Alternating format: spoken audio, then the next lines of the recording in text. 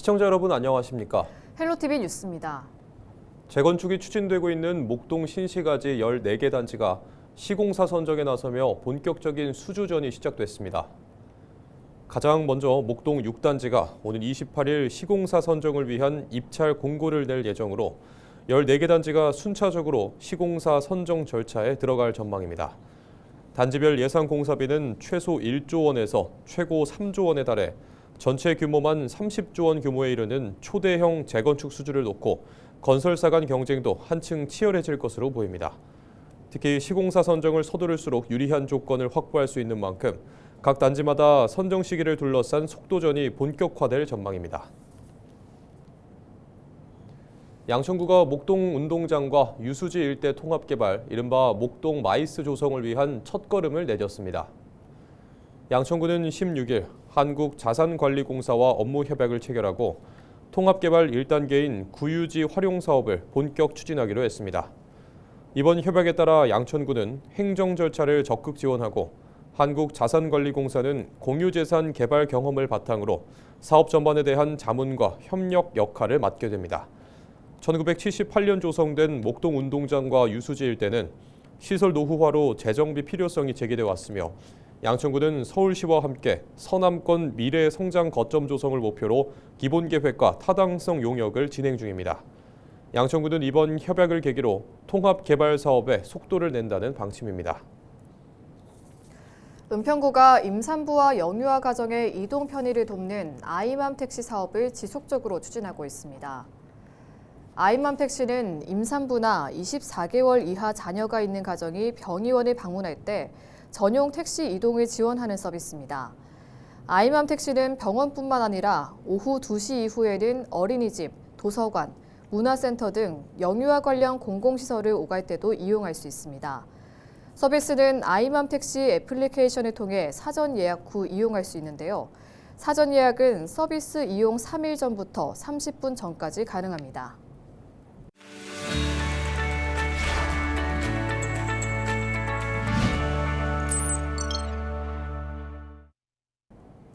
우리 지역 국회의원의 한 주간 의정 활동을 전해드리는 국회는 지금입니다. 김우영, 박주민 의원 등 더불어민주당 은평갑을 지역위원회는 지난 15일 은평제일교회 앞에서 규탄대회를 열었습니다. 이들은 지난달 은평제일교회 행사에서 이재명 대통령 분장을 한 이를 폭력적으로 끌어내는 연극이 벌어졌다며 이는 신앙의 이름으로 폭력을 정당화하고 교회를 극우 파시즘의 양성소로 전락시키는 위험한 단면을 보여준다고 지적했습니다. 또 종교는 폭력과 혐오의 도구가 되어서는 안 된다.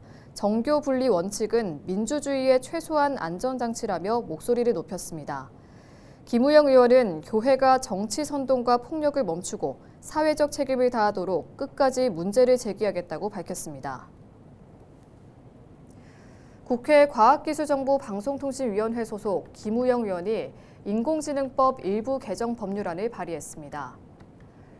개정안은 국가와 지방자치단체의 책무에 생성형 AI 활용 능력을 명시하고 활용 교육 프로그램 개발, 디지털 취약계층에 대한 교육 지원에 대한 내용이 담겼습니다.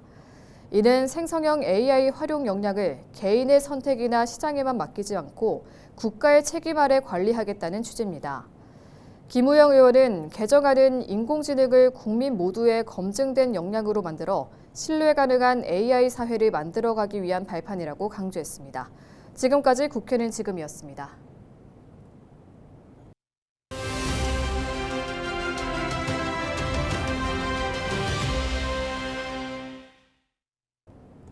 병원연 새해를 맞아 지방자치와 의회 의정 활동을 알아보는 시간입니다.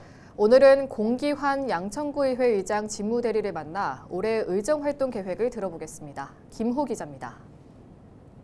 자, 2026 새해가 밝았습니다. 우리 지역 주민들에게 새해 인사 한 말씀 부탁드립니다. 존경하는 양천구민 여러분, 2026년 새해가 밝았습니다.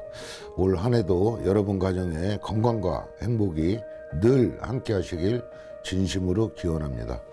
지난 한 해 동안 보내주신 구민 여러분의 관심과 성원 덕분에 양천구는 여러 어려움 속에서도 한 걸음씩 앞으로 나아갈 수 있었습니다. 양천구에는 새해에도 국민 삶의 현장에서 답을 찾는 의회, 신뢰받는 의회가 되기 위해 책임 있는 역할을 다하겠습니다.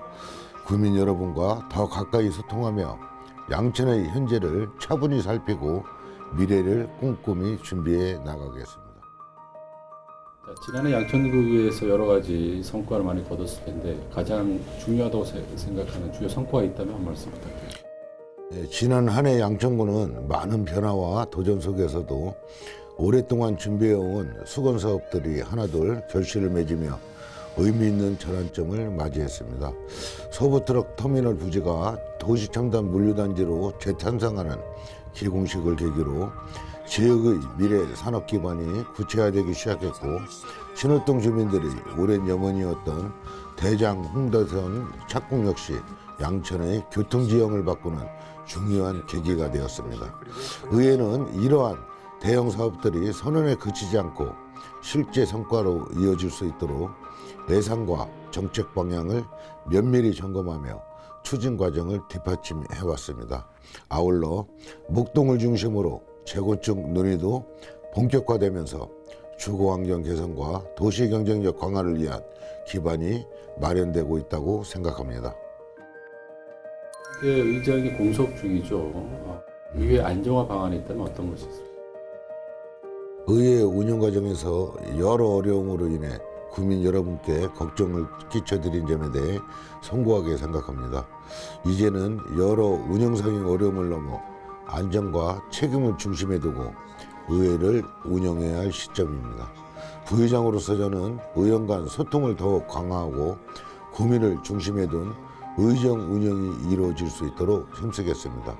아울러 법과 절차에 따른 원칙 있는 운영을 바탕으로 의회가 예산 심의와 정책 점검이라는 본연의 역할에 집중하도록 하고, 남은 기간 동안 흔들림 없는 의회 운영을 통해 국민 여러분의 신뢰를 회복해 나가겠습니다.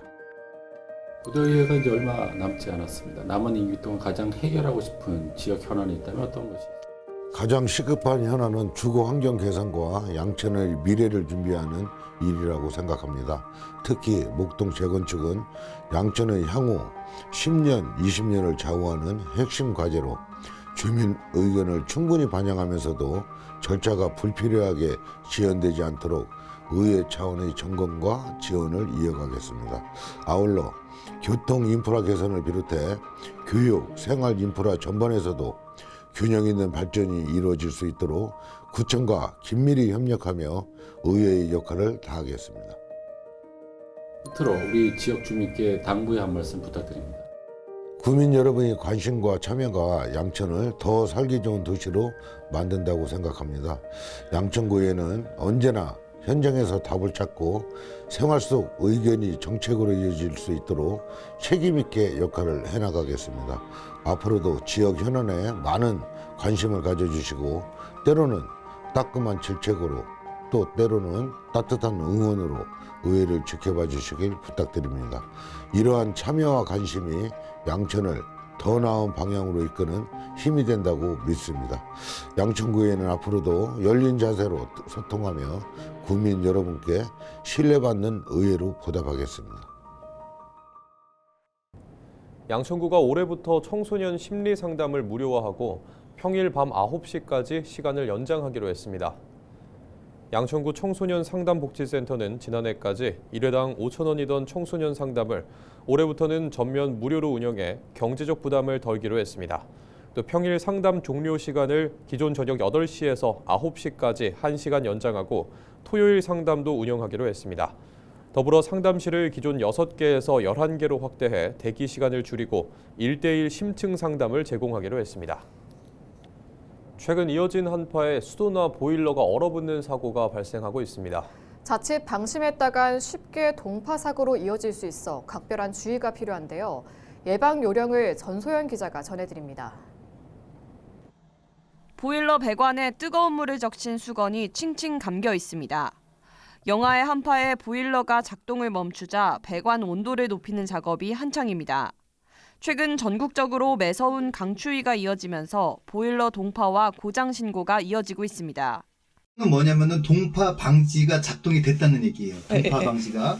그거는 이제 예를 들어 센서가 이제 이 온도 수온이 10도나 15도 밑으로 떨어지면은 걔네가 뛰어요. 보일러뿐만 아니라 수도 계량기도 동파 위험이 높아졌습니다. 영하 10도 이하로 떨어지는 날씨가 이어지면 수도 계량기와 배관이 얼어붙을 수 있습니다. 특히 배관에 물이 고여 있는 야간에 기온이 뚝 떨어지거나 장기간 집을 비울 때 동파 사고가 발생할 확률이 높습니다. 외출 시 수돗물을 가늘게 틀어놓으면 동파를 막을 수 있습니다. 보시는 것처럼 30초 안에 종이컵을 가득 채울 만큼의 물을 흘려보내야 동파에 효과가 있습니다. 수도 계량기암 온도 관리도 중요합니다. 계량기 보호통에 이제 찬 기운이 많이 들어가니까는 헌옷이나 이렇게 이제 뭐 스티로폼이나 비닐 같은 걸로 이렇게 이제 밀봉을 해주시면은 찬 기운이 안 들어가면 동파는 어느 정도 예방된다고 봅니다. 만약 계량기나 배관이 얼었다면 미지근한 물이나 헤어드라이기를 이용해 녹여야 합니다. 계량기가 얼어 터졌을 경우 관할 지자체 수도사업소로 연락하면 됩니다. 수리비 부담으로 이어질 수도 있는 동파 사고. 한파 예고 시에는 사전에 시설물을 점검하는 등 세심한 주의가 필요합니다. 헬로티비 뉴스 전소연입니다.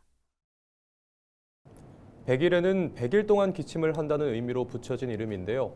전파 가능성이 높은 데다 영아들의 경우 감염 시 중증 위험이 높아 각별한 주의가 필요합니다. 동두천시가 경기도 내 31개 시군 최초로 영아를 돌보는 조부모까지 100일의 무료 예방접종을 지원하고 있습니다. 가정 내 전파를 차단함으로써 지역사회 집단 면역이 강화될 것으로 기대됩니다. 이지훈 기자입니다. 지난 2024년 국내에서 첫 사망자가 발생한 100일에 중증 위험이 매우 높은 2급 감염병으로 영아의 경우 폐렴이나 뇌 손상으로까지 이어질 수 있습니다. 가정 내 100일의 보호막을 강화하는 것이 필수. 동두천 보건소는 지난해부터 100일의 무료 예방접종을 지원하고 있습니다. 임신부뿐만 아니라 조부모까지 접종 대상을 확대했습니다.